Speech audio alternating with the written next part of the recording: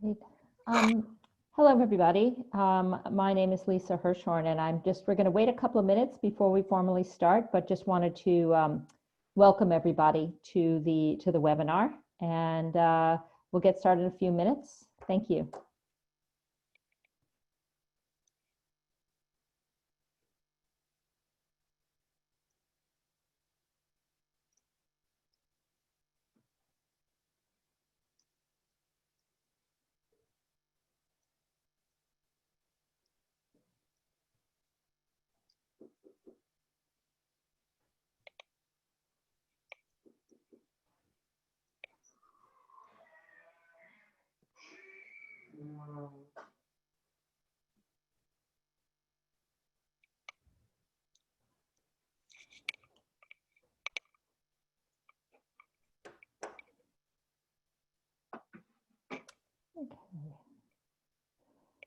So we have quite a great crowd, and really, again, delighted that you're all here. I'm professor of medical social sciences and psychiatry and behavioral sciences within Feinberg School of Medicine at Northwestern, as well as the associate director for the Institute of Global Health Center for Global Cardiovascular Health. Thank you all. I know it's a very, very busy and certainly very challenging time to be joining. And so we're really grateful that you're taking this time this afternoon for the latest installment of the Institute for Global Health First Friday seminar series. This one entitled COVID-19 Response in Nigeria and South Africa, Lessons Learned and Emerging Knowledge. Just before we get started, please do take a moment to follow us on Facebook and at Twitter, which is at FSM Global Health. In addition, we welcome you to become an Institute for Global Health member to receive access to specialized resources and services that support research infrastructure. And for more information, please visit our website at globalhealth.northwestern.edu/members. Just as I also tell you that this is being recorded for people that were not able to join. But today we are absolutely thrilled to have with us Lillian Dudley and Sade Ogunsola, who will be discussing their response to, as well as lessons learned from COVID-19 in both South Africa and in Nigeria. I'm going to just introduce both of them, and then we'll sort of move on to the presentations. There will be time for questions after the presentation, in which you're able to submit questions throughout to the Q&A, a feature at the bottom right corner of your screen. And so we'll be tracking that as we go along. So Lillian Dudley is a public health medicine specialist and emeritus associate professor and the previous head of the Division of Health Systems and Public Health in the Department of Global Health at Stellenbosch University in South Africa. Her research interests include health system strengthening and quality of care, particularly for tuberculosis, HIV, and chronic diseases, health information systems, and capacity development of health professionals and managers in LMICs. She's past fellow of the Takemi International Health Program at the Harvard T.H. Chan School of Public Health, and has served on several international bodies, including the WHO committees for TB, tropical diseases, primary health care, and health systems research. Sade Ogunsola is the Deputy Vice Chancellor of Development Services at the University of Lagos and the immediate past Provost of the College of Medicine at the University of Lagos. She is a consultant clinical microbiologist with considerable expertise in public health. She has been involved in the diagnosis and management of infection control in Nigeria. She has collaborated extensively in the last 5 years with the Institute of Global Health through various training and research grants. And she was infection control lead for the National Response to Ebola in 2014 in Nigeria, and is presently on the steering committee for the infection prevention and control of the African Centers for Disease Control, and serves on the governor of Lagos's think tank for the COVID-19 pandemic. We are just absolutely honored that both of you could join us, because both of these professors are deeply involved in the COVID-19 response. And so, Professor Dudley, I'm turning the lecture over to you. Oh, I'm sorry, we've switched the order. Professor Ogunsola, over to you. Okay, thank you very much.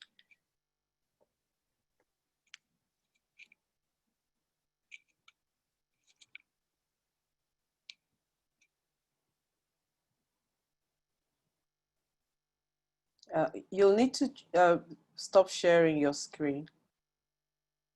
Thank you.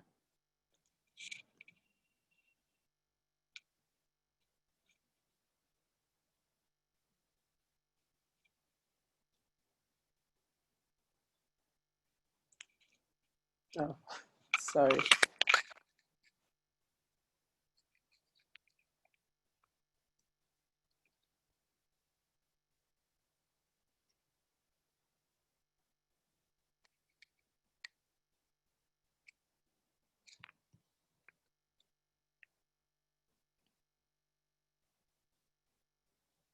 I'm having some problem.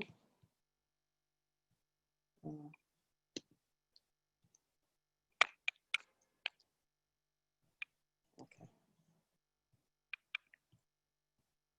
Another, if it's a challenge, we could have No, I've show done your it. slides. Oh, you've done it. No, Fantastic. I've done it. Yeah, Great. I'm Thank fine you. now. Yeah. Okay.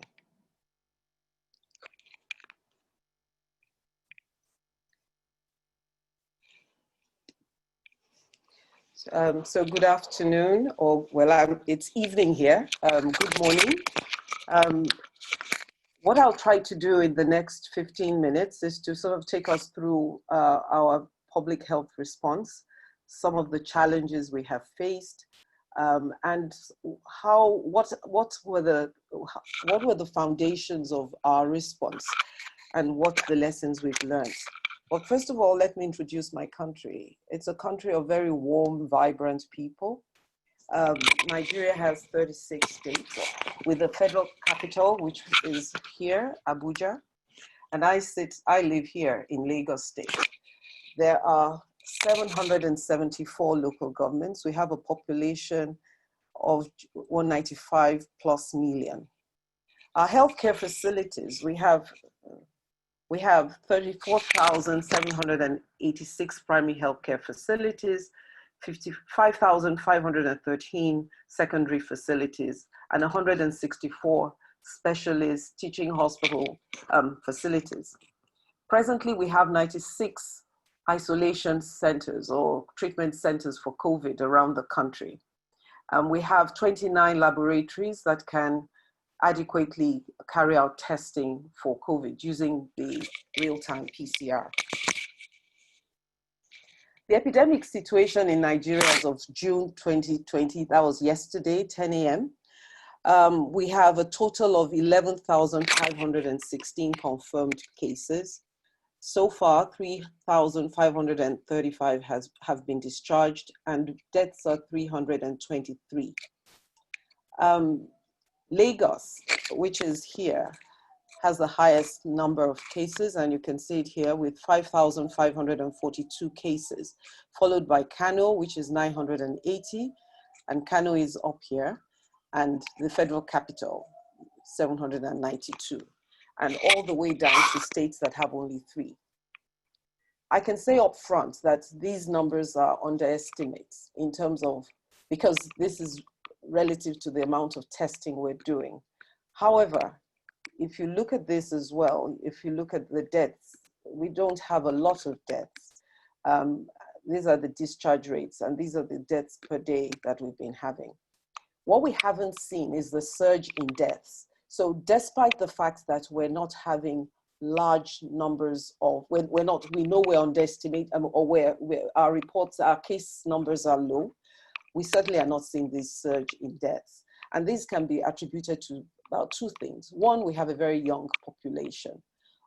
Less than 10% of people are above the ages of 70. Most of our most of the people we see are young. Most of the people who have had infections, the age range are between 39 and 42. So you can understand that. The second is that the elderly, we tend not to have elderly care homes. Most elderly people stay with their families. So for COVID to go into an environment and kill off a lot of young, old people doesn't quite happen. It will have to go door to door. So this again speaks to, so our first case was on the 27th of February. He was a 44-year-old Italian and he arrived at the Lagos airport on the 24th of February from Italy. He traveled from Lagos, this is Lagos in green here, to Ogun State, that is the next state. And then on the 26th, he presented at the staff clinic at his company, and where the clinician looked at Italy, coming from Italy, fever, cough, and immediately called the Nigerian Center for Disease Control. And from there, he was transferred to the Infectious Disease Hospital in Lagos. The strategy: early recognition, prevention and interruption of transmission, rapid, effective, and efficient scale-up of test, trace, and isolate. So our strategy included preparedness planning. And one of the things I'll show you later are some of the lessons we have learned from previous epidemics. So we had our case definitions, we set up a central coordination system, we developed strategies for action, information sharing, decision making. We recruited and trained healthcare workers for case management and infection control, and we set out to protect the ports of entry, so we screened and quarantined. The early recognition and prevention of transmission in outpatient and community settings was to set up teams to engage the community and manage information. Many of these teams already existed because at the time we started the COVID, and probably still going on now, we have a Lassa fever epidemic. So a lot of these teams had been set up for Lassa fever. So contact tracing and follow-ups, we just moved the same teams into the follow-up. And then community mobilization, lots of information to the community. Initially, our plan and what we did, our strategy was all positives were to be isolated in hospitals, and whether they were ill, they were not ill, whether they were all isolated. The idea was to take them out of communities. Later on, as the epidemic has moved on, different states are in different stages of this epidemic. But in Lagos, we're beginning to look at isolating only people who are ill and managing the rest in the communities. This is what we're about to start. Enforcement of basic infection control precautions in hospitals and communities. So everywhere you go in Nigeria now, your temperature will be taken, you will be made to do hand hygiene. You cannot enter a store or anywhere without someone giving you hand hygiene, asking you to mask up, and also to do, and we'll take your temperature. Then effective media management, lots of transparency. News comes out every day on what's going on. So what happened at the beginning? When we heard about the outbreak in Canada, work started in Nigeria.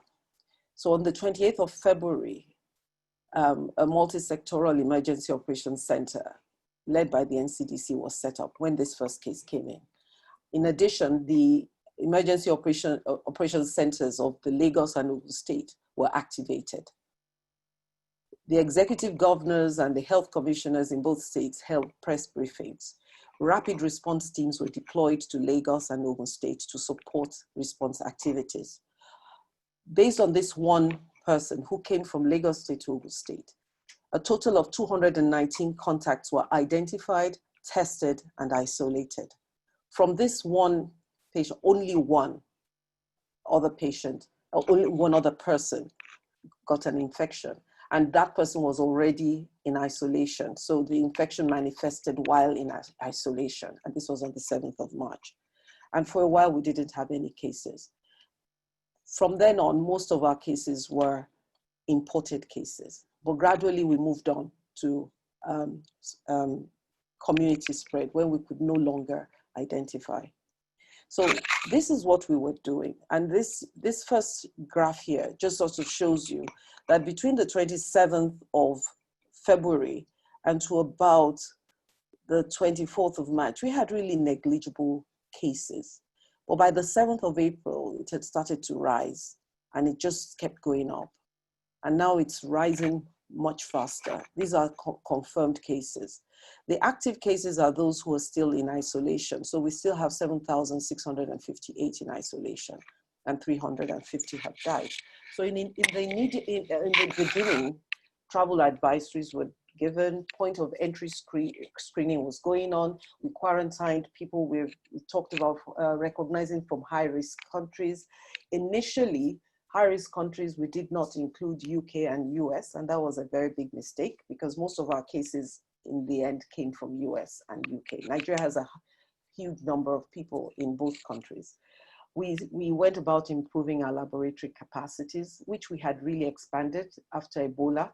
And because of Lassa and cholera and yellow fever, we did have, the country had developed laboratories across the country. Not all of them were ready for COVID, but we started activating them for COVID.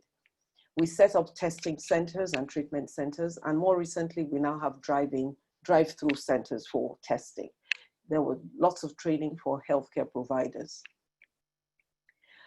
As the cases got more, we increased our testing, we intensified contact tracing, we isolated our positives in health facilities, we continued quarantining, we started using some hotels were taken in.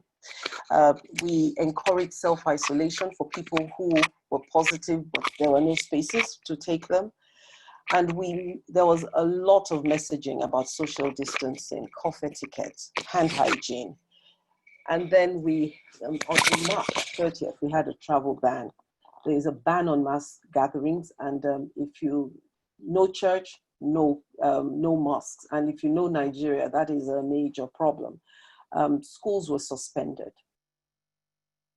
As we continued going on, and we went on to do a lockdown, and we had, and this lockdown went on for about 8 weeks in total. But by the time we were ending the lockdown, we were getting social unrest. People were hungry. Even though during the lockdown, palliatives was given out, food baskets and so on. And so it was decided that we had to have universal masking. It was very clear we could not do lockdowns. So at this point, we're into isolating positives in the community and in their homes, and management of mild cases at home. Quarantine continues, intent contact tracing continues. The testing, we're about to start the rapid diagnostic test because till date, we have been using the PCR, which also accounts for our low numbers. At the present time, apart from international bans, there is a ban for interstate travel, partly because a lot of states were seeded from Lagos. Lagos was a source of infection to many other states. So right now, you cannot travel outside Lagos without a pass. So how did we prepare? There were lessons we learned from Ebola. The Ebola epidemic in 2014, which we contained, many things arose from that.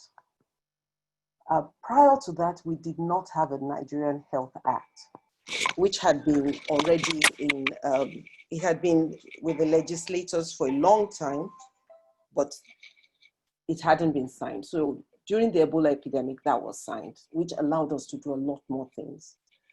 In 2017, 3 years after the Ebola epidemic, the World Health Organization evaluated Nigeria's preparedness for another epidemic, and we scored only 39%, with the largest inadequacies seen in our response systems, especially for our routine capacities and at points of entry. And so the country set out to improve, and a lot of this happened and helped with this epidemic. And then this was followed in 2018 by the passing into law of an act establishing the Nigeria Center for Disease Control, which already existed during the Ebola epidemic, but had no act backing it, so had very little funding. So this happened in 2018. Then we also now set up a multi-sectoral technical working group to assess and manage the risk for Nigeria. The Nigerian Agricultural Quarantine Service ramped up its activities for preventing the importation of SARS-CoV-2 through infected animals. We activated the port health mechanism set up during the Ebola epidemic to screen all travelers coming through the airports and the seaports. and also the land borders. And then the Nigerian Disease Control released public health advisories regularly, which provided information to everyone about symptoms, etc. Expanded the laboratory network for COVID-19 across the 6 geopolitical zones. Sorry. What's this? The 6 geopolitical zones in Nigeria. There was a training of... Uh-oh, sorry. What's going on? Good morning, ma'am. Good morning. Sorry.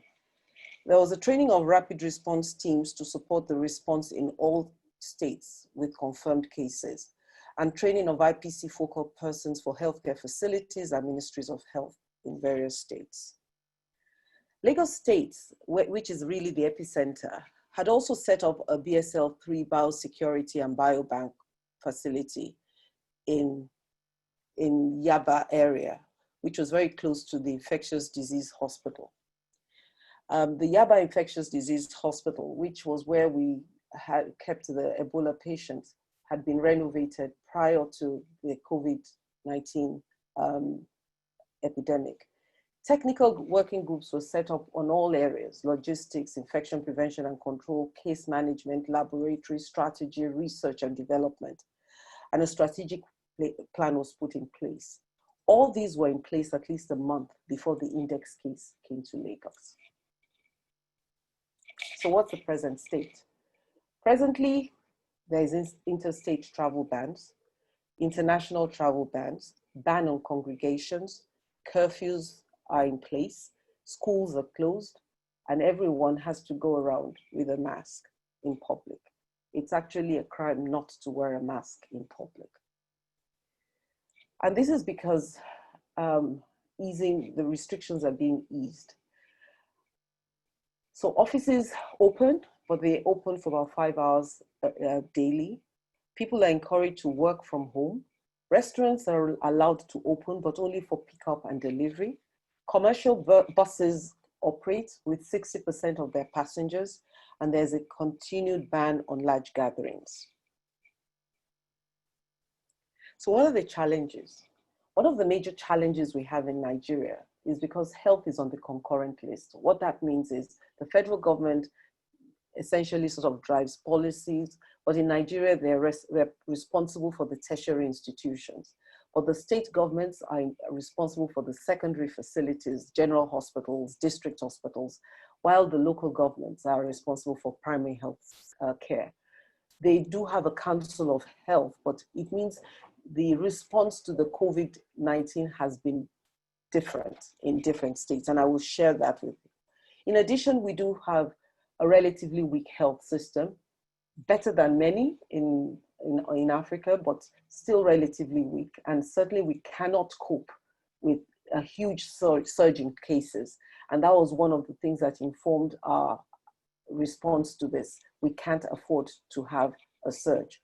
There are various levels of capacity in our public health infrastructure. Lagos State particularly has a quite good public health infrastructure. Some others are not so good.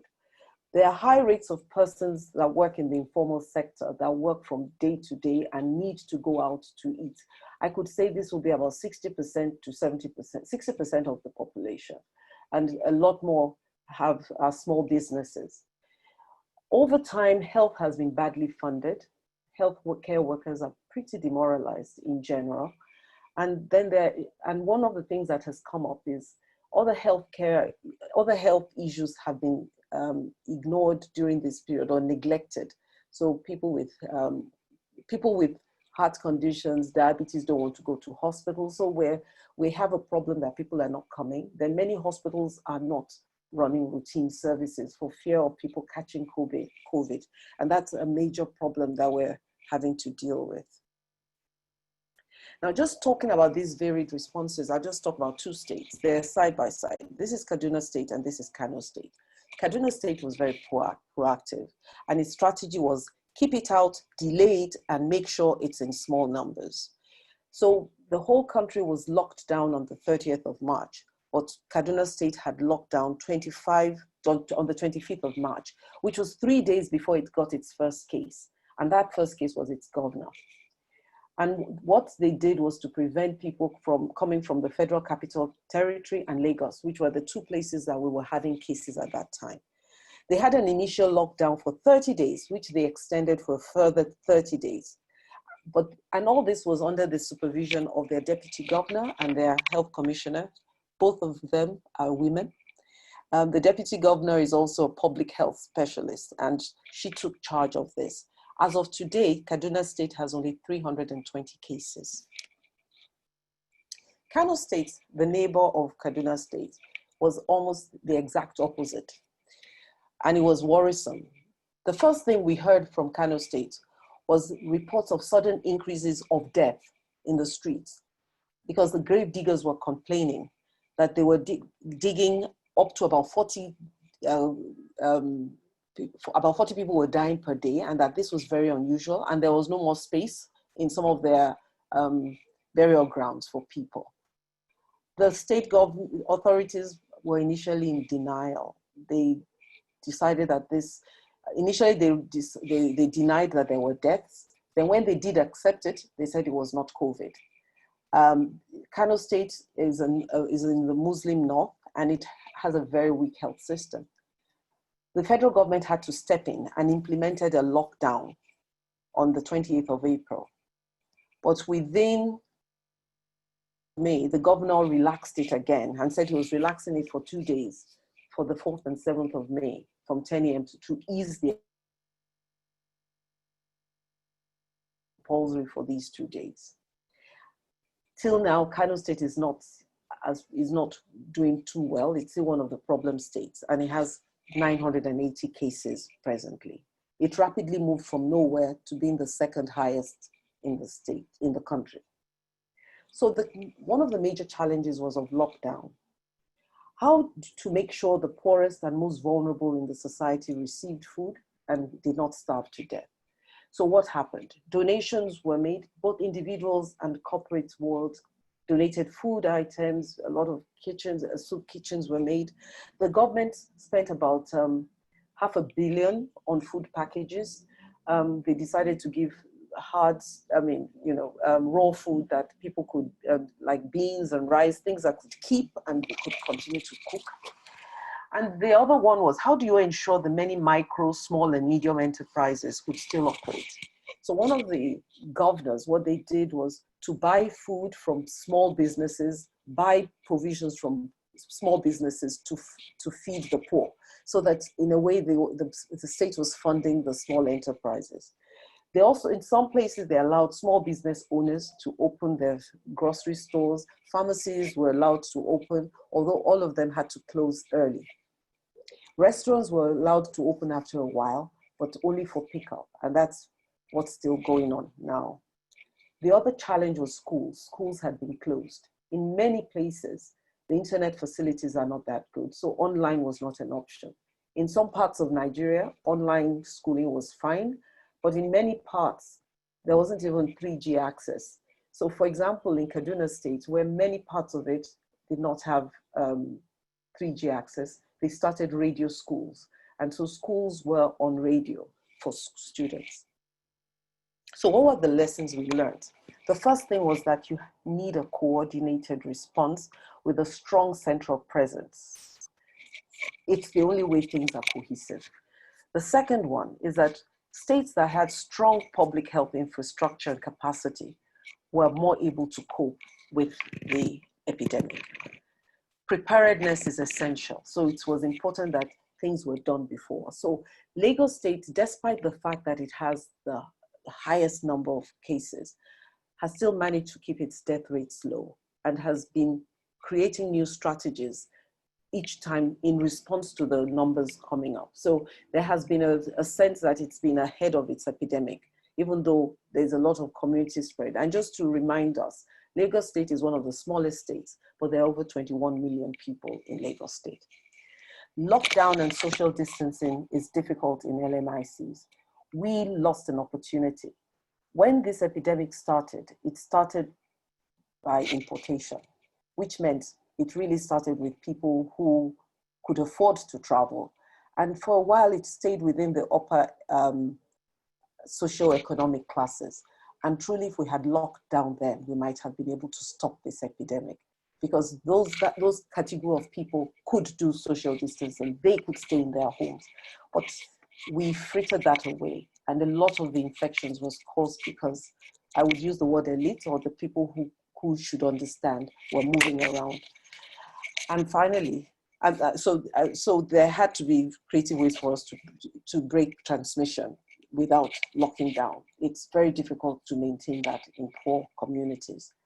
But if you're going to lock down, the earlier you do it, the better, before it really becomes, goes into this community.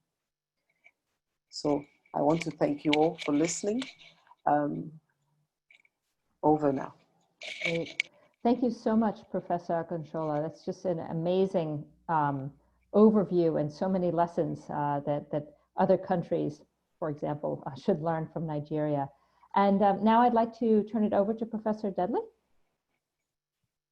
Let me stop sharing.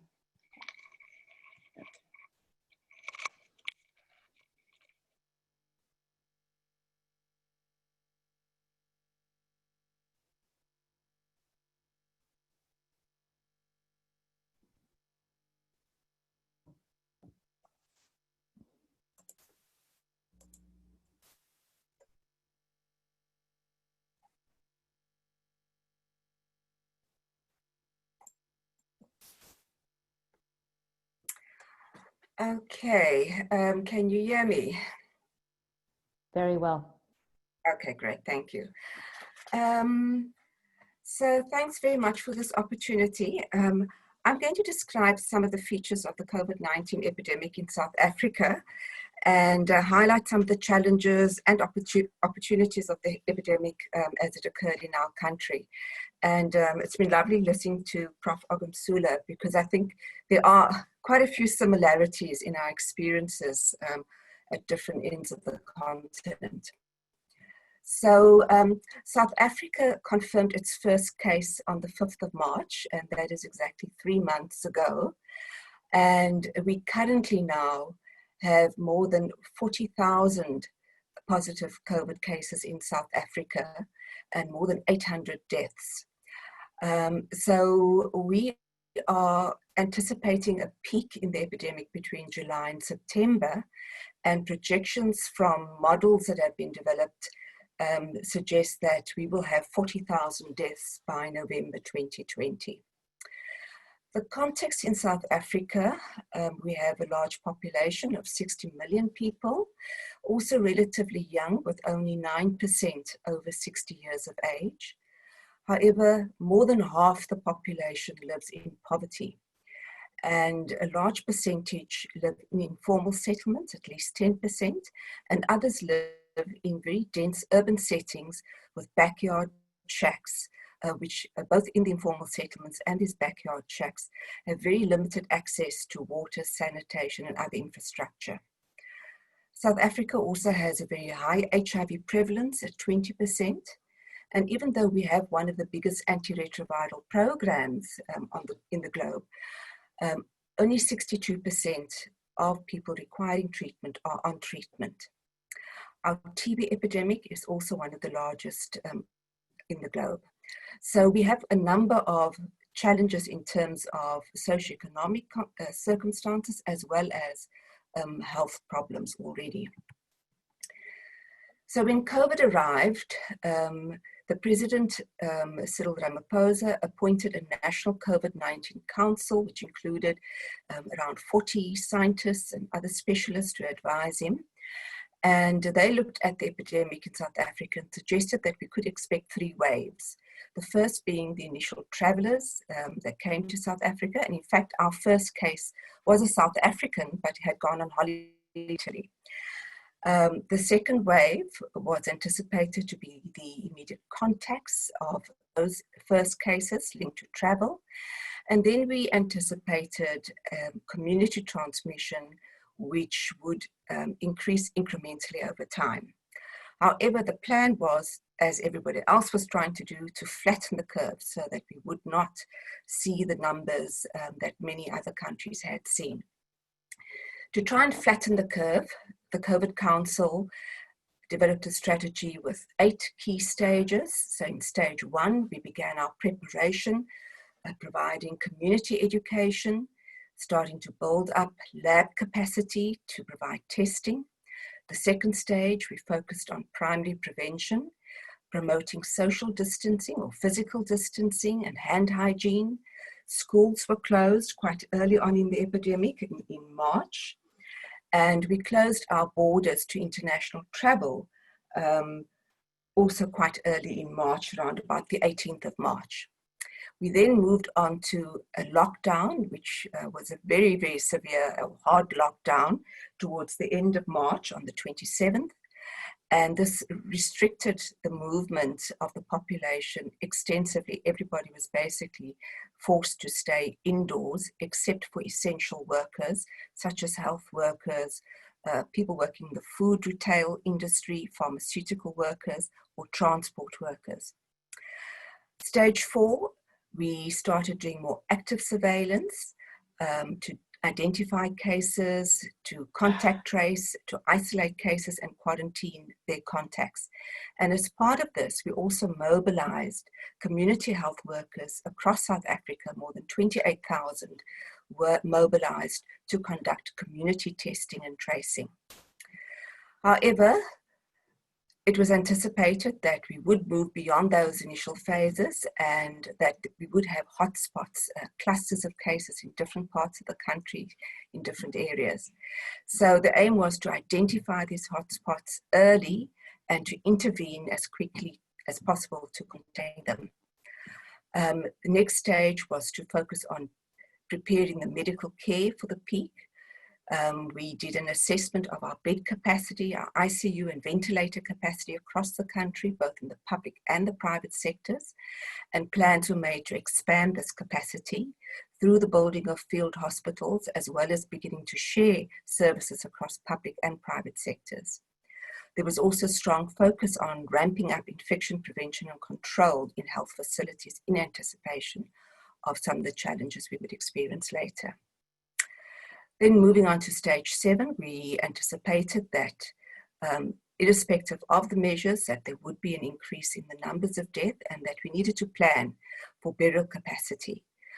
So local authorities throughout the country have looked at the existing burial services and have made provision to expand this. And ultimately also, we needed to look at the longer term impact of the extensive deaths and bereavement and to plan for services, mental health and psychosocial support.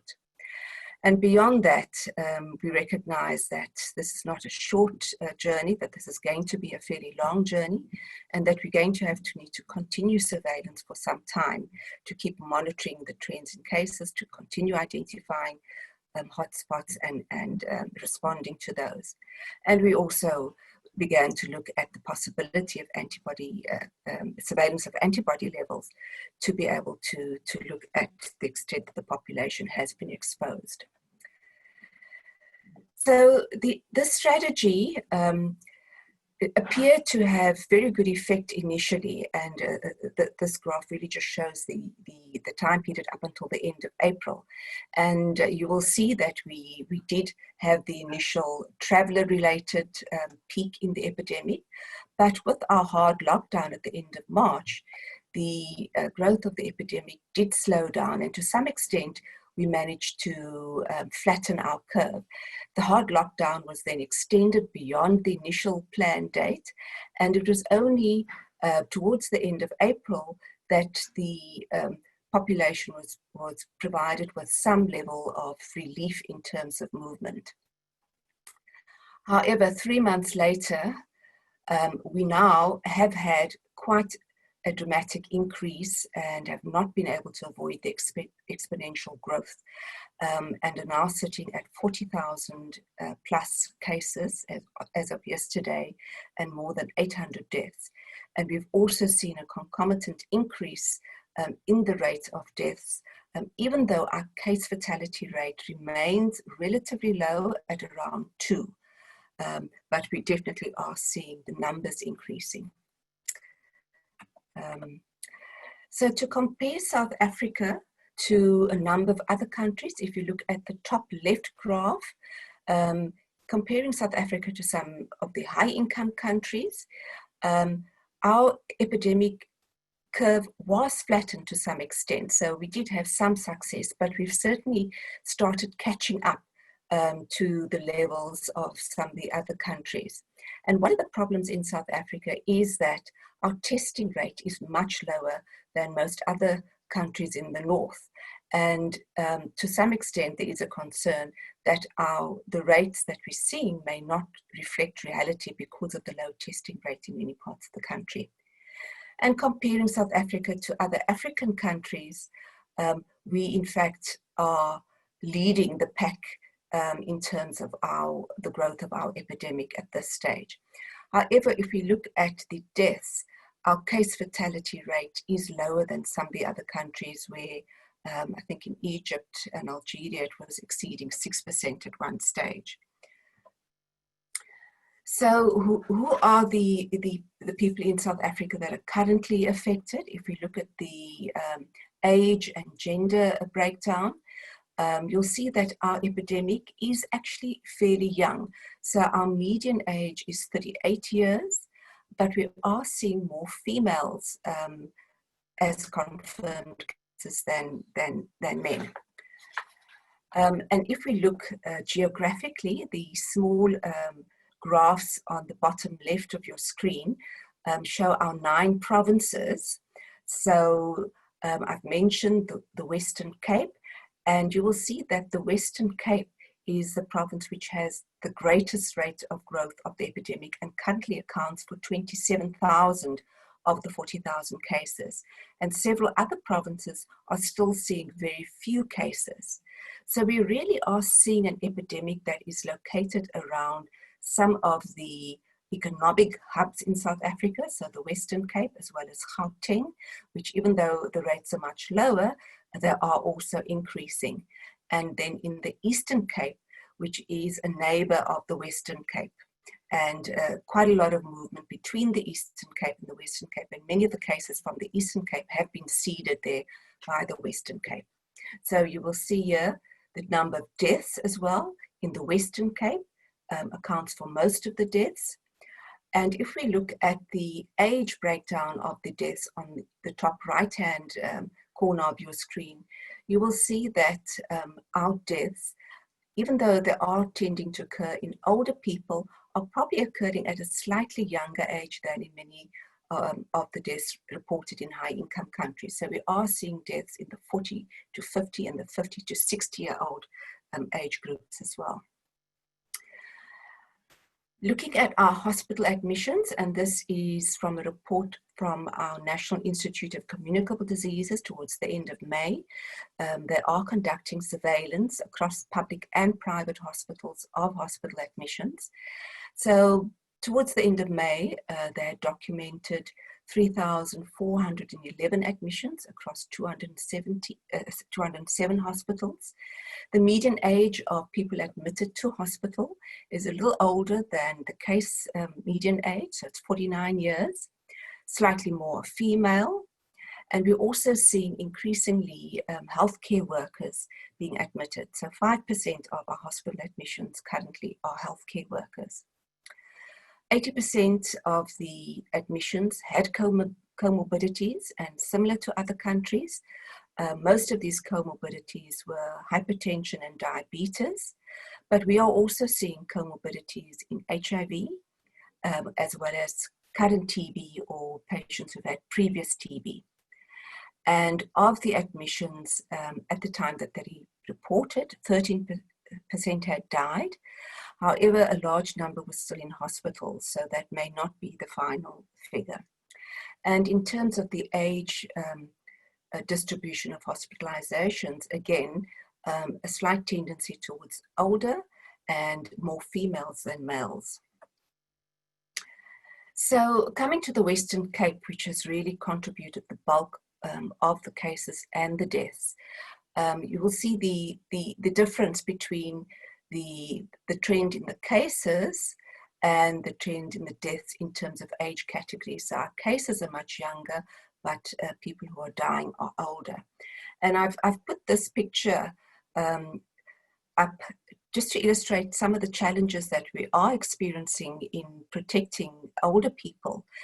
These are queues for social grants, for old age grants, which are provided by government. And during this lockdown period, people have been quite desperate to receive social grants. So despite warnings to stay home and a lack of provision made by government to dispense these social grants in any other way, people have ended up, and particularly older people have ended up queuing in circumstances which prevent physical distancing.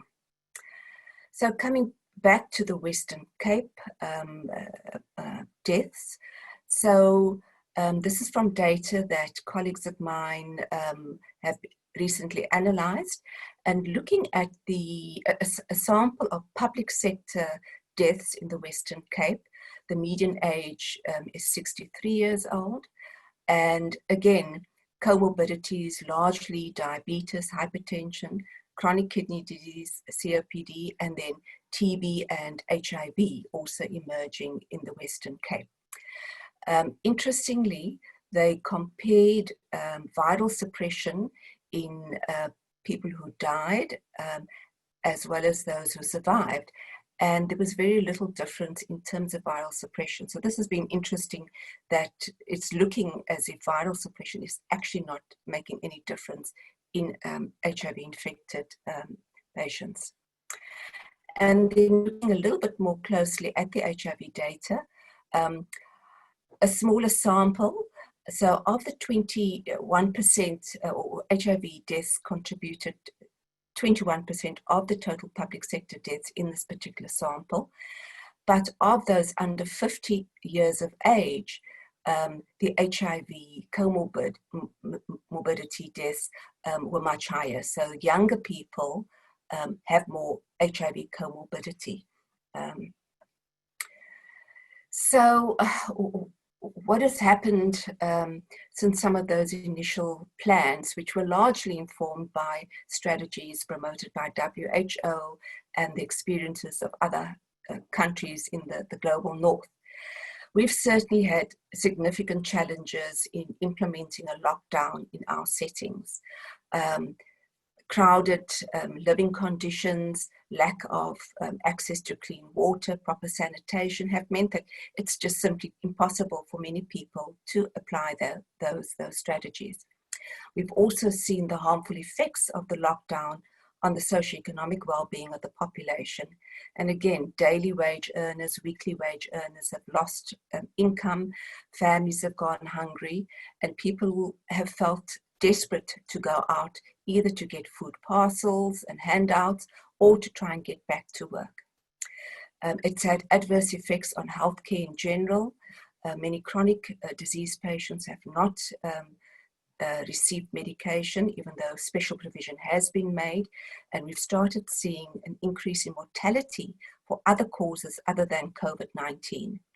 Other programs such as screening for TB, HIV, cancer, and prevention services like immunization have also not been functioning.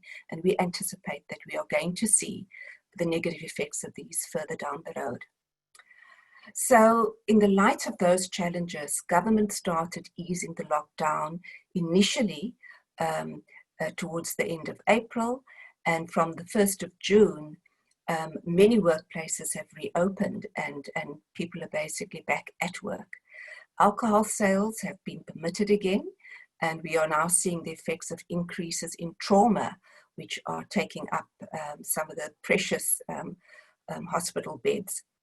Church gatherings have been permitted, and this is very contentious at this point in time, with many churches and mosques actually refusing to reconvene. However, there are some that are starting up their services again. And schools throughout the country are reopening on the 8th of June for grade 7 and grade 12 to start. And again, very contentious.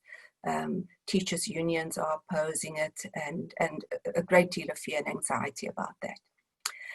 And one of the concerns is that in South Africa, this one size strategy is actually not appropriate because of the regional differences in the epidemic.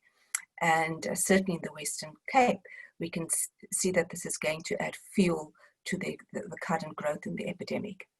We've also had a number of legal issues and challenges in court to government related to the lockdown. The current lockdown regulations have been declared invalid by a high court, and government is appealing that. We've seen human rights abuses. Our security forces and police have had to be called in to try and enforce lockdown, and there have been excesses in numerous cases. And then there have also been some strange arrangements around alcohol being permitted to be sold at the current point and tobacco not, which the tobacco industry is clearly not too happy about.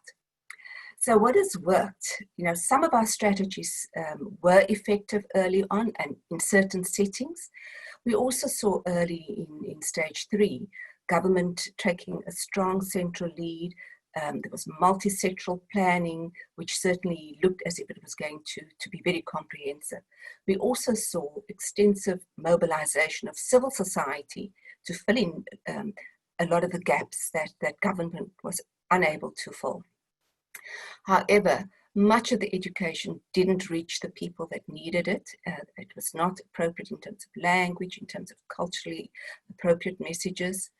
I've spoken about the difficulties in actually implementing physical distancing and hand hygiene, and also initially mixed messages about face masks. South Africa now requires everybody to wear face masks, but still, you know, there are places where people are not doing that. During the lockdown processes, people were desperate or very anxious, and there was a great deal of panic shopping. And you can see this is the kind of situation that we had, where crowds rushed out to shops, and instead of decreasing physical distance or increasing physical distancing, there was less. And the queues for food parcels and social grants, and increasingly funerals, which are allowed under our regulations, up to 50 people, are contributing to the spread. We've seen the excess or overzealous force being used, and South Africa has had 11 deaths which are directly related to force applied to implement COVID-19 lockdown regulations, and more than 230,000 people have been arrested for various infringements, including very minor ones, and now have criminal records. We've also seen increased domestic violence as people have been confined to unsafe spaces. In the later stages, even though testing was made available, very often people that wanted or needed to be tested couldn't be tested, but there was a very strong expansion of testing throughout communities. The scaling up of active surveillance worked very well, and we had enough time to prepare our medical facilities and to start establishing temporary hospitals. However, at this point in time, we are having to provide so many tests that our National Public Health Laboratory has a huge backlog of thousands of tests, whereas in the private sector, they have spare capacity. And we still do have limited bed capacity and ICU capacity. In the Western Cape, we are rapidly filling up our ICU capacity. So some of the challenges that have made it difficult to contain the epidemic in South Africa have been the underlying socio-economic problems. And I'm not going to go through each of these, but certainly the COVID-19 epidemic has shone a glaring light on these shortcomings in our society. And government has committed to address it, and we're hoping that moving out of this epidemic and as the country recovers, that some of these issues will be prioritized. In terms of the health system, we have been learning that our response really needs to be tailored to the context. In terms of challenges, South Africa has, I think, always considered itself a country that is prepared for outbreaks, and looking at the international health regulations and the scores, we've done fairly well. However, this epidemic has really tested that, and we are going to need to relook at some of these aspects and further strengthen our public health system and outbreak preparedness. We are a very inequitable country, both generally in terms of socioeconomic circumstances, but also in terms of the health system, where we have a private health sector which provides care for 20% of the population and is very well resourced, and the other 80% depend on relatively under-resourced public health care. Quality of care has been found wanting, and particularly infection prevention control in a number of audits across the country. So these areas are definitely going to need further attention, and we hope that this is going to be prioritized. There is a commitment in South Africa to move towards a national health insurance system and universal health coverage, and certainly I think the epidemic has given some impetus to that policy commitment. We have relied very heavily on the central public health laboratory system, which is a good system, it's accredited, but under the pressure that it's experienced, it has just not been able to cope. And we're now having to look at alternative ways of providing access to testing, and are needing to move towards on-site rapid testing in communities. And in terms of our medical care infrastructure, having started working on the model of other high-income countries of admitting all patients and managing them in ICUs and ventilating people in respiratory distress, we're beginning to look at other models and strengthening community-based care, trying to keep people out of hospital, out of ICUs and off ventilators. And some of the initial hospitalized cases have in fact done very well on high flow oxygen, which is now being rolled out in facilities in the Western Cape. And we're also starting to look at more innovative ways to do case tracing and contact tracing using mHealth. The numbers of cases and contacts are exceeding our capacity to actually follow up. And increasingly, we are now using SMS and WhatsApp messaging to communicate. And then lastly, one of the challenges has been that we've been competing with other countries for medical products and supplies, PPE, reagents for labs, etc. And it is putting pressure on South Africa and certainly other African countries as well to look at our own scientific and technology capacity so that we are less dependent on the rest of the globe and can start producing these. So huge challenges, some successes in South Africa, and still a long way to go, but we're hoping that it's going to contribute to rebuilding the country and also rebuilding our health system. Thank you. Thank you so much, Professor Dudley, and really a fantastic overview of the response and the lessons learned. I realize we are just about the top of the hour, so I'm just going to do a quick pitch, and then if people can stay, and if our two presenters can stay for a bit afterwards, we could do some questions. So just for those of you that need to drop off at the top of the hour, just to, first of all, thank you. And just to say that on Friday, July 10th at noon Central Time, Chicago time, for our next webinar, we'll be talking on the Rapid Acceleration of Diagnostics, or RADx program, that has been rolled out by the National Institutes of Health to support the development of COVID-19 tests and their distribution. And announcements of that will be made via our mailing list and our social media sites. So now I want to turn to our two presenters and really remarkable overview of the role of the preparedness, the very careful choice of strategies, the focus on social determinants, and particularly the learning and the response to the numbers is really quite remarkable. So the first question I'm going to address is to Dr. Ogunsola, the question was, even though large population density in Nigeria, how much do you think the relatively low number of cases, at least for now, is related to other factors such as more outdoor lifestyles or activities, so less opportunities for super spreaders and super spreading events? Sorry, can you say that again? I missed a bit of it. No worries. So the question was, even though Nigeria has a very large population density, but how much do you think the relatively low number of cases, at least now, is related to factors such as more outdoor lifestyles or activities, less opportunity for super spreaders and super spreading events? Thank you very much. I certainly think that our lockdown and the social distancing and preventing this the social, a lot of our activities, we tend to do big things, has helped. We're actually convinced, if I look at Lagos, which is really the epicenter, that stopping a lot of the congregation in churches, the funerals, the birthdays, I mean, Lagos is known for huge parties, has certainly helped in containing, in slowing the epidemic. We've actually done some modeling, and it's very clear that some of these things have worked. So I believe that's one of the things. The second part of it, though, is that it actually started in the low density areas of Lagos.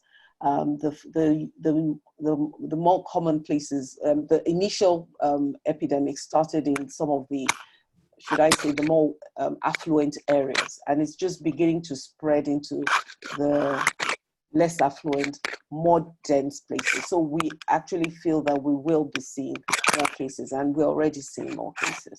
Mm-hmm. Great, thank you so much. And Dr. Dudley, what do you think the future of healthcare looks like in your country? So as things are beginning to ease up in terms of maintaining primary care, things like increased telehealth or health checks upon entry to work or school, as you're sort of thinking towards the future? Thanks very much. Yes, as I said, we are moving towards a national health insurance and universal health coverage. So certainly I think the recognition is there that we do need to strengthen the primary healthcare system further, and to supplement this with more innovation. So both extending support for community health worker programs. South Africa has established quite strong community health worker programs which have very extensive reach into communities and work very closely with health facilities, but then also using more technology.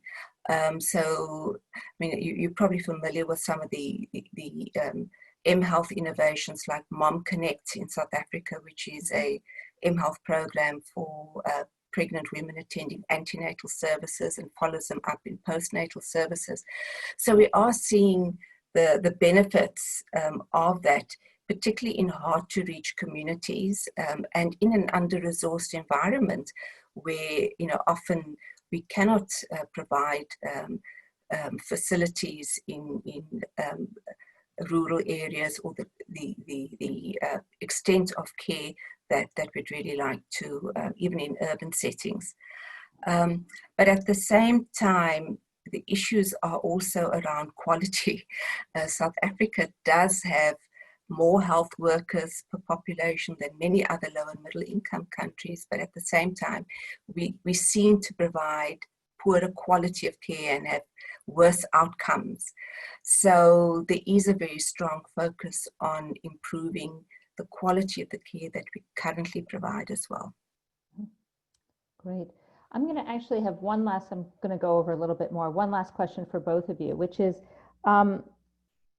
if we were to come to you from another country, such as, for example, the United States, what might be sort of the top 2 or 3 sort of messages or lessons that you would say for countries, both in their current response as well as planning for the next inevitable pandemic or next wave of this pandemic?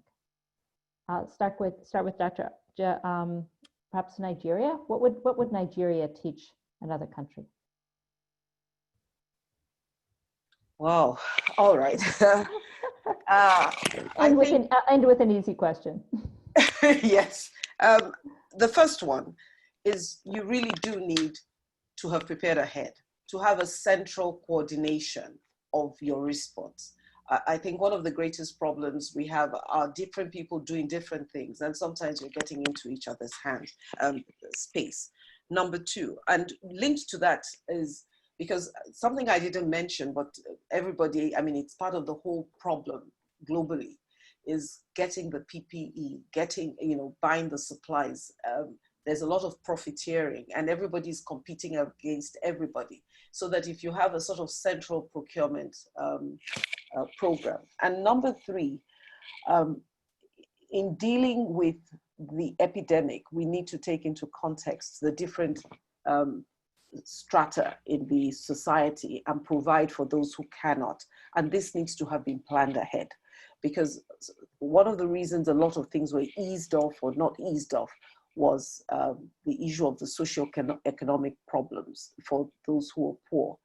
I don't know if I think those are the three, and if there's one more I can add, it will be locked out early, stop that. A lot of times, if it's coming in imported, ours was imported, we should have closed our doors early. Great, thank you. Professor Dudley? I think in South Africa, one of the lessons has been that strong leadership, political leadership is needed. And certainly our president stepped up on that. And I think for many of us in South Africa, he was a real inspiration in the way that he responded. He also then brought in the scientists and set up this advisory council and listened to the advice, which ensured that our initial responses were appropriate and that there was credibility as well in terms of the strategies that South Africa was following, and many people, were able to support it. He also brought in the private sector, so we've actually seen quite a strong collaboration between sectors, government, and the academic and science community in the early stages. There were a little bit of hiccups along the way, but essentially I think the leadership from the president was there. In terms of the actual response to the epidemic or preparedness, having good surveillance systems, I think, has helped South Africa. We've been able to generate the data to understand and to plan the responses. And certainly, I think that would be very important for any other countries to put in place ahead of time. We've also, as I said, had a very strong laboratory system in South Africa. And certainly, I think we're recognizing now that it has been under-resourced to some extent, and hoping that that will be strengthened. And then human capacity, both in terms of having the numbers of healthcare workers who can respond, but also that they have been trained and have the competencies to respond in an outbreak situation. So starting with pre-service training through to postgraduate training, there certainly needs to be more focus on outbreak preparedness and response, and more epidemiology to improve the expertise and skills of our health workers. So I'll stop there. Great, thank you both so much. And thank you to both of you as well for taking the time to share this really interesting report back and comparison of the country level COVID-19 response. Again, to the audience, thank you all for joining, submitting your questions, and staying over for a bit, and look forward to seeing everybody in a month, virtually, of course. Thank you. Thank you very much. Thank you very much.